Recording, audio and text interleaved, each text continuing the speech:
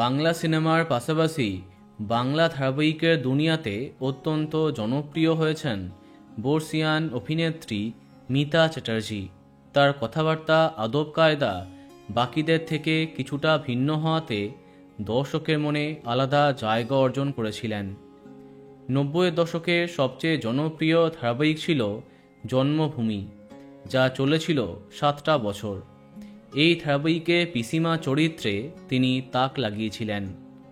তখনকার ধারাবাহিকের সাথে এখনকার ধারাবাহিকের কোনো তুলনা হয় না।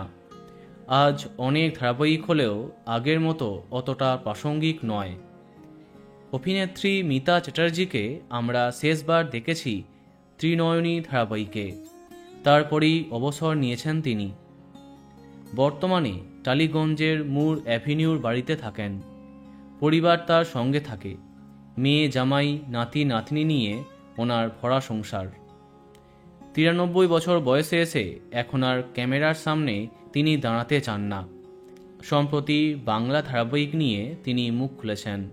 তার কথায়, এখনও তো পরিবার নিয়েই সিরিয়াল তৈরি হচ্ছে, শুধু একটা বউ বাইরে থাকে আর একজন ভিতরে, এটাও তো পরিবার।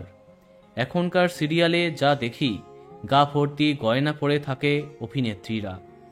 যেখানে সোনার ভরি 1 লক্ষ টাকা ছুঁতে চলল, সেখানে ধারাবাহিকের এমন দৃশ্যর মাধ্যমে মধ্যবিত্তের সাথে সংযোগ কিভাবে হচ্ছে সেটাই বুঝতে পারি না।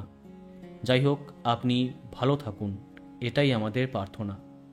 বন্ধুরা, ভিডিওটি এইটুকুই।